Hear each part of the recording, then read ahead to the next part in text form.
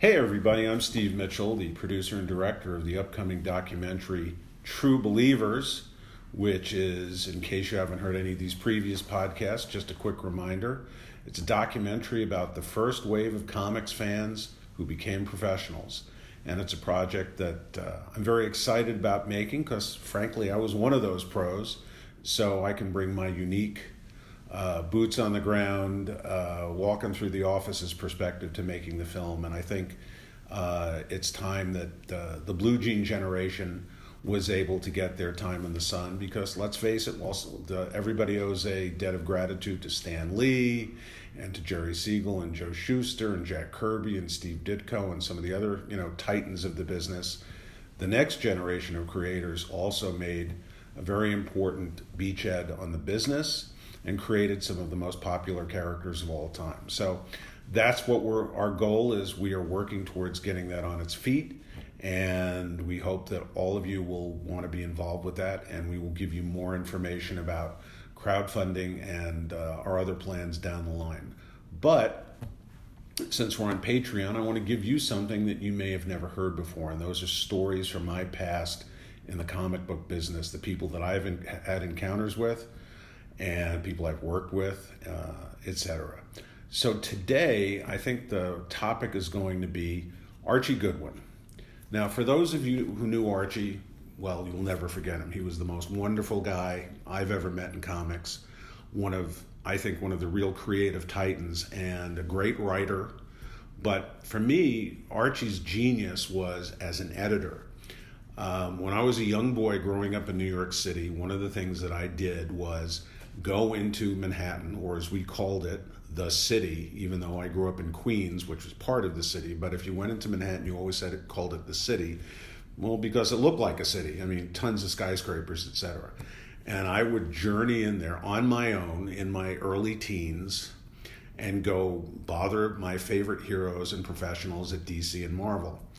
One of the things that I did one Friday afternoon, I was in junior high school, and a friend of mine, who is no longer with us, but he was one of my few high school friends who was into comics and wanted to become a pro, a guy named Frank Pisani, really nice guy. We made an appointment to go to Warren Publishing to meet Archie Goodwin and just be fanboys. Now, Warren Publishing, they were the people who put out Famous Monsters of Filmland and Monster World, and they did things called another magazine called Spacemen, which was primarily science fiction, and they even did a magazine called Wildest Westerns, which I remember very little about except Jack Davis, the great Jack Davis, did a lot of their covers, and they were pretty wild. Anyway, but Creepy and Eerie had been published by Warren, which were the first magazine-sized black and white comics, and it was an anthology. You would get, I think, 6 or 7 stories per magazine. And they were, and still are, I think, some of the most remarkable comics ever done. And I believe that was due to the genius of Archie Goodwin. Archie was a writer who grew up, I believe, in Oklahoma, found his way to New York, and got involved with James Warren. And Archie was a huge fan of EC Comics. Now, if you don't know EC Comics, they were some of the most remarkable comics ever done in the early 1950s. And EC was essentially the father of Mad Magazine. Mad Magazine was actually a comic, if you didn't know that, which was the only one of the EC Comics that ultimately survived because of the censorship issues that were coming up in the early 1950s. But anyway, EC Comics, which are fantastic, and they've been reprinted a number of times, you should go back and visit them, were the most remarkable comics being done at the time. And they made a huge impression on Archie. So when Archie started working for James Warren, what he was bringing was his fanboys' enthusiasm to creating the new EC on some level. And what he did was he created an environment for the greatest artists of the time to do work that would be in their sweet spot. Archie wrote most of the stories, and then as the editor, he was casting the artist to those stories. And he worked with some of the most amazing guys then, I think, and still now, like, of course, Steve Ditko worked for him, Wally Wood, Gene Colan, Jerry Grandinetti, Gray Morrow, Johnny Craig, I'm going to forget a whole bunch of other people, but those are, just some of the guys who work for him. John Severin, how can I forget John Severin, who's always one of my favorites? But what Archie did was, if he knew someone needed a story, he would literally write a story that was to their strengths. Gray Morrow loved Western, so he wrote a number of Western horror stories for Gray. Severin was good at doing historical stuff, as was Reed Crandall. Al Williamson got the slightly more science fiction-ish type stuff because Al was one of the EC creators. All of these guys were given stories. Neil Adams is another one. And of course, Steve Ditko. And what happened during Archie's reign as editor at Warren is that Archie ultimately was creating an environment for all of these great artists to do, I feel, career best work. Everybody knows Steve Ditko from Spider-Man. I'm going to take two. Hold up. 3, 2, 1.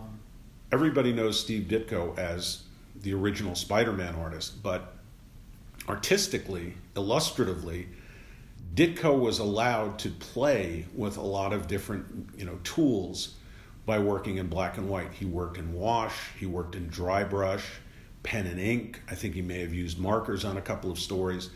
He had an opportunity to do stories that were different from regular comic book stories and work in a more graphic way sometimes, a more tonal way. And what you see in Steve Ditko's work, as you see in so many of the other guys' work, Neil Adams as well, and Gene Colan. Gene Colan did a lot of tremendous jobs in wash. You got to see their real artistic selves, their inner illustrators come out because they had the ability to experiment, they had the ability to play, they had the ability to use different and new tools that they weren't using every day when they were doing comics.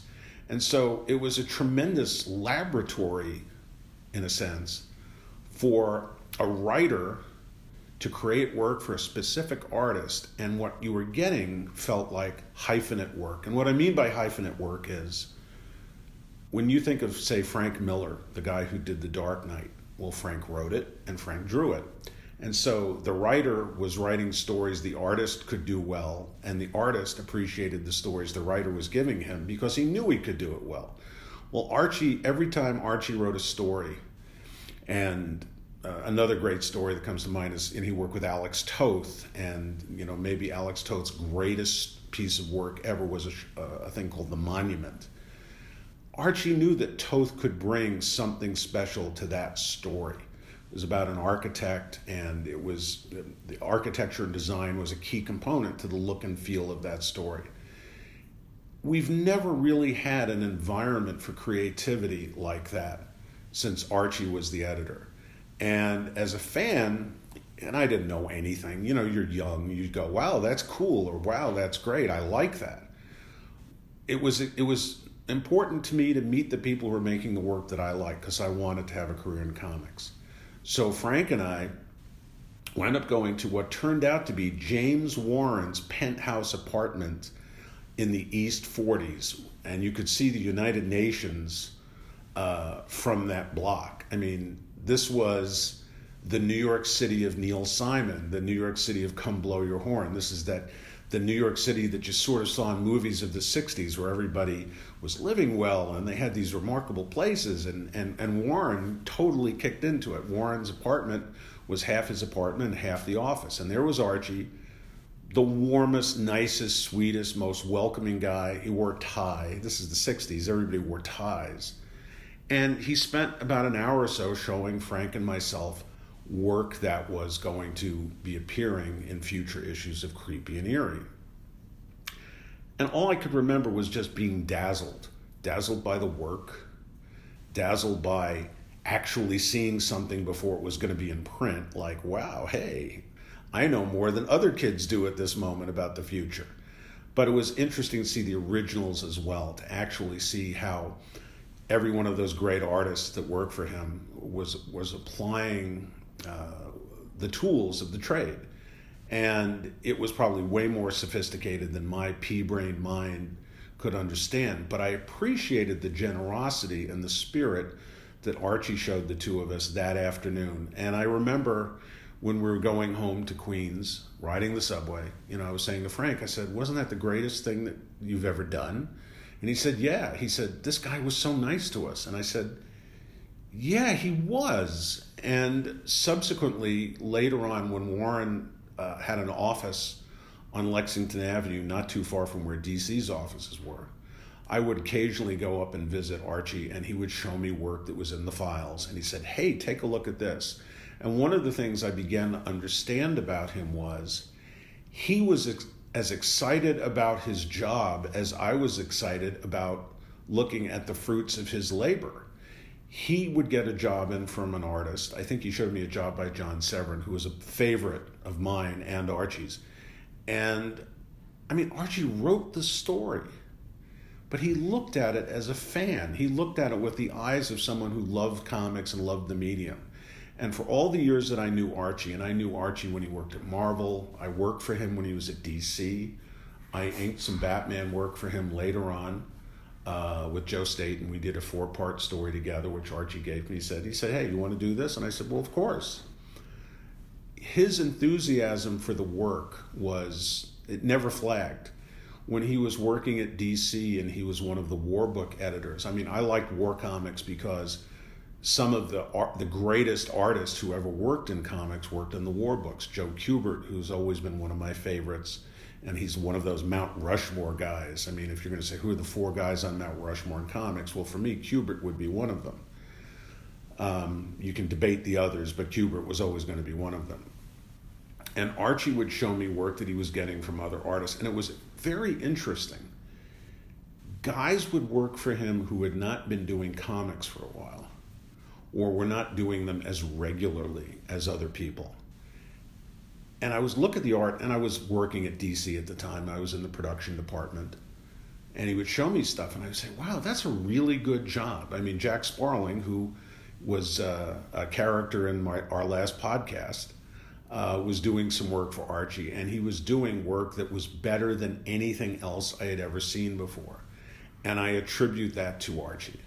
I attribute that to the fact that Archie got the best out of every creator he ever worked with. I wrote a couple of war stories for him, backup stories for, I think, our fighting forces in GI combat.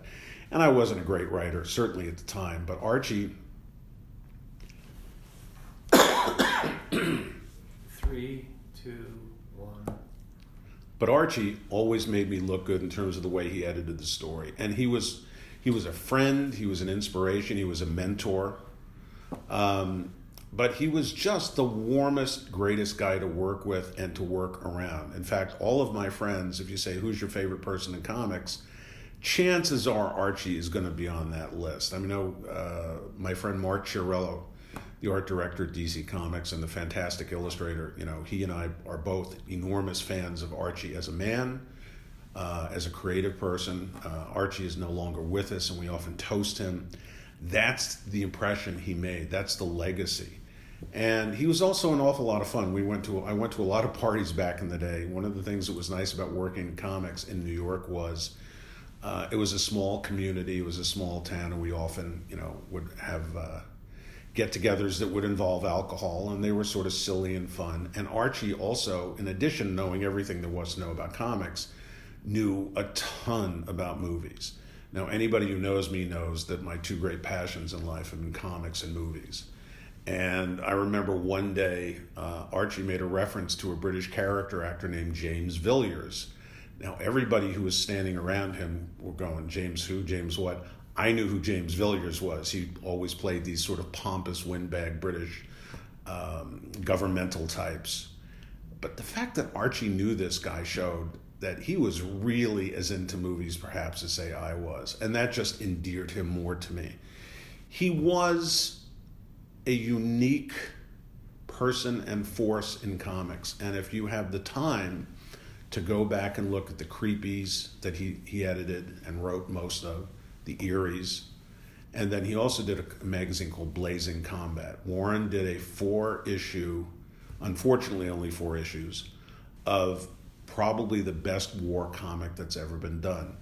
Apologies to Joe Kubert, who did so many great, issues of Sergeant Rock and everything, but Archie brought his great mindset that he put into play with Creepy and Eerie to Blazing Combat. And he again got the best artists. He actually got Russ Heath, who was also a hero of mine, who was doing Sergeant Rock and working primarily and almost exclusively for DC. He came and did one story.